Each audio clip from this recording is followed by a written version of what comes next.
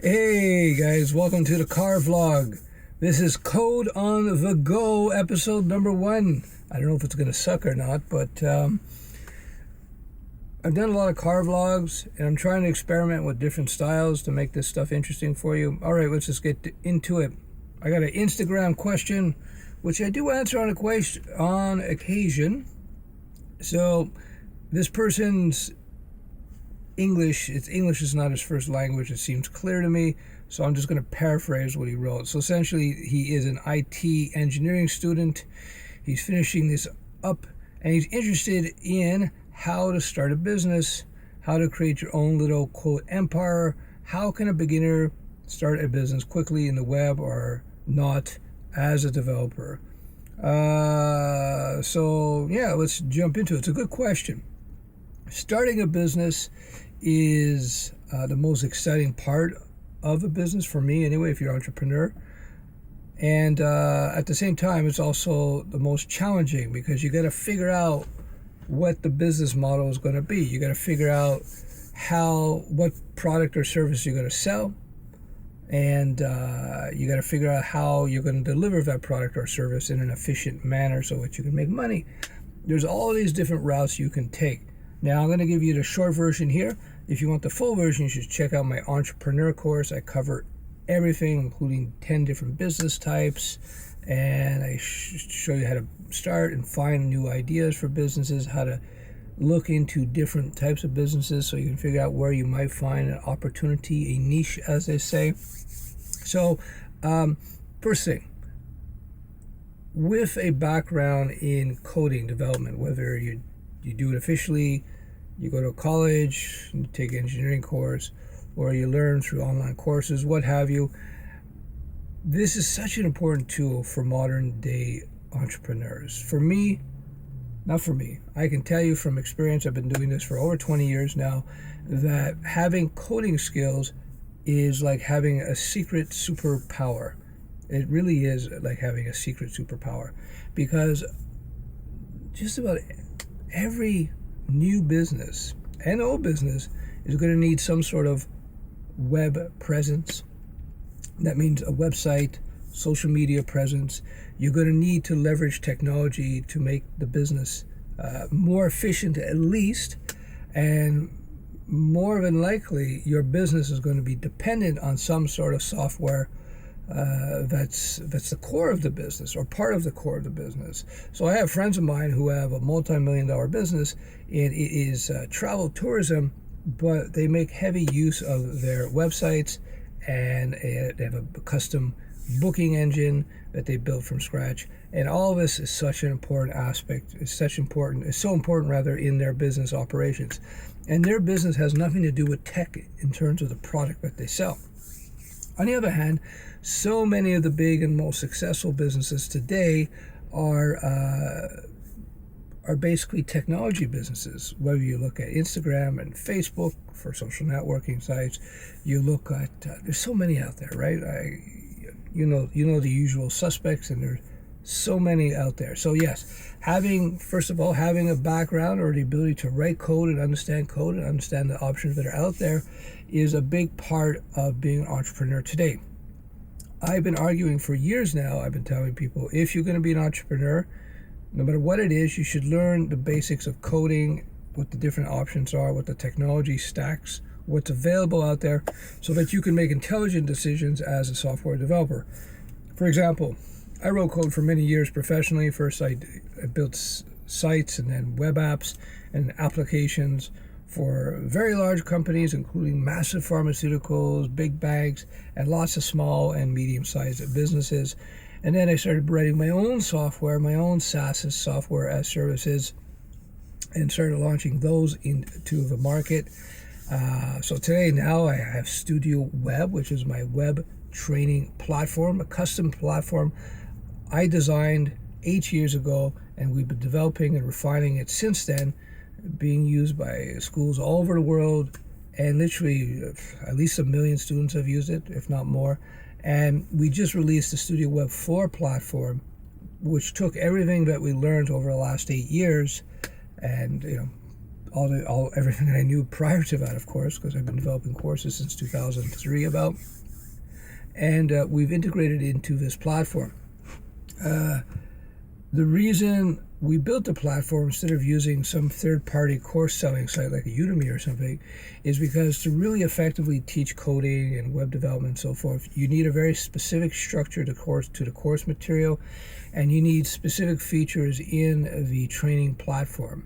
I was able to build out this platform because and have success with it because it was effective.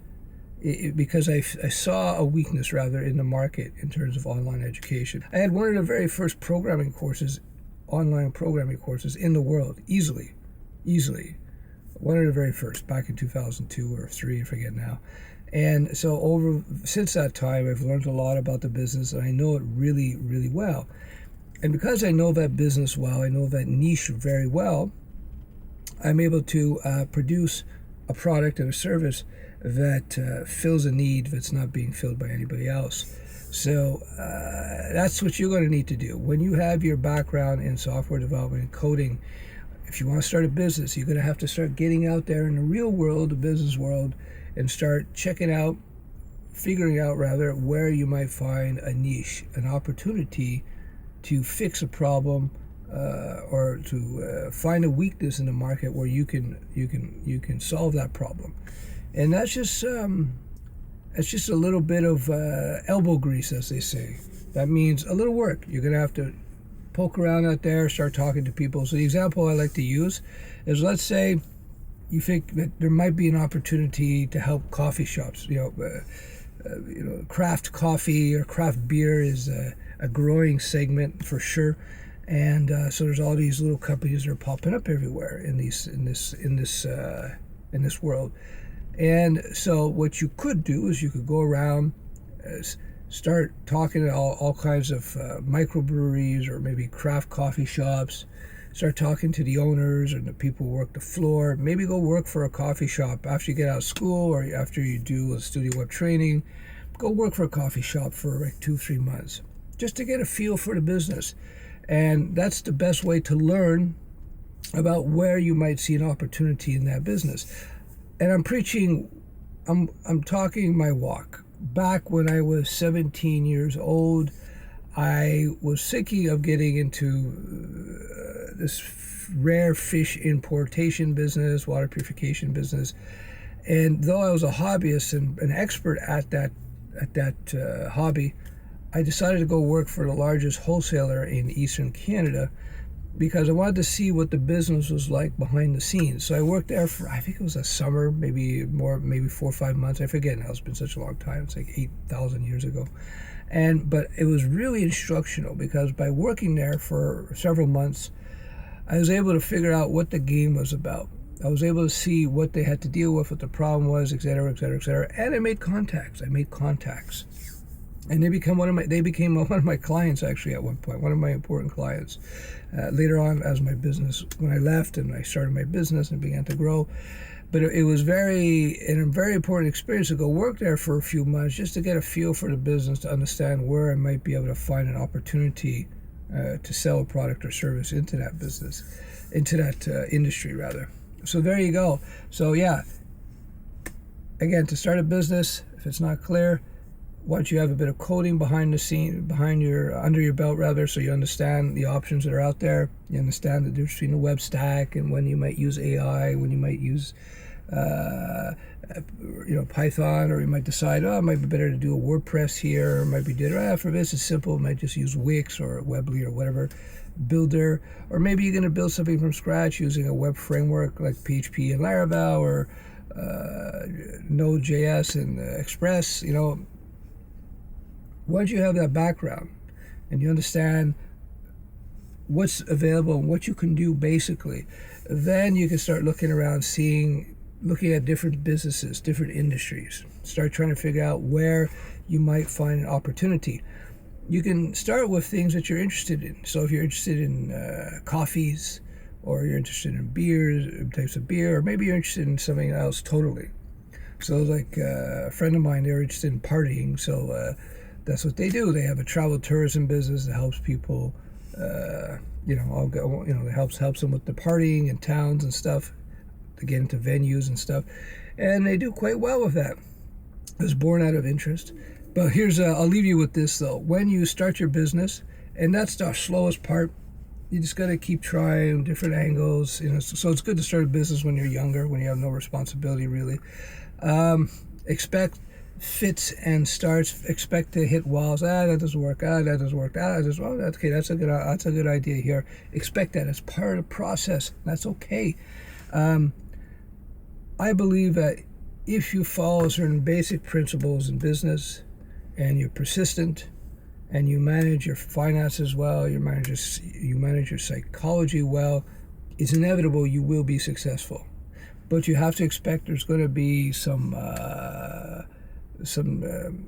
work in the beginning, just to figure out what's going on. Unless you get lucky, you might be somebody who was right now working for a company, and you see an obvious opportunity that you could fix with software or service or whatever, and you might be able to just get right into it right like that. I've seen that happen as well. So it depends. And at the end of the day, you have your coding skills and your basic knowledge.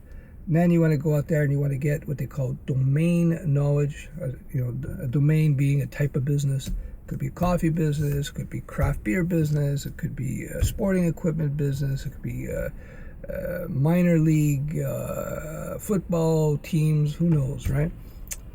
And then once you get into a domain and you understand it, and then you might find some opportunities there that you can start executing upon. There you go. In a nutshell, that's how you start a business. It's in the initial stages. You're more like Sherlock Holmes. You're more of a spy. You're more of a scientist exploring, trying to figure out where you might see some opportunity. And then once you see one, then you execute on that. This is a basic version of this whole thing. If you want the detailed version, you should check out my entrepreneur course. A good way to start a business and learning business, because business is a skill set in of itself. Freelancing is a great way to start learning how to build and run a business, how to manage clients, how to deal with clients. The great thing about web freelancing or software development freelancing is that there's such a huge demand that you can get going pretty quickly. Like you may have seen in comments in YouTube or maybe under some of my Instagram posts, people have told me many times, just within a few weeks even of doing my courses, they're getting jobs or getting contracts. So, business is cool. I haven't worked for anybody since I was 18 years old. My last job, I was a bouncer in a nightclub.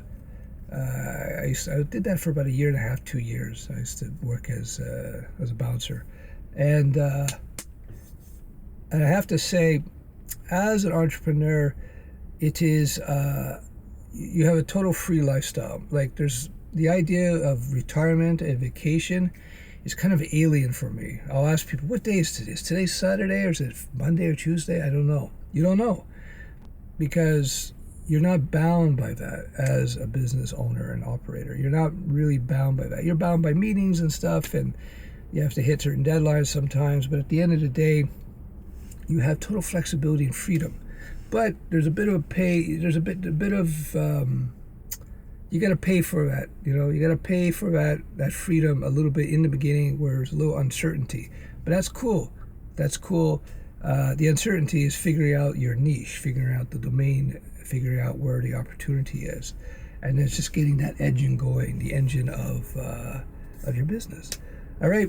I hope this is useful. A bit of a long vlog. So this was Code on the Go, kind of. Episode number 1.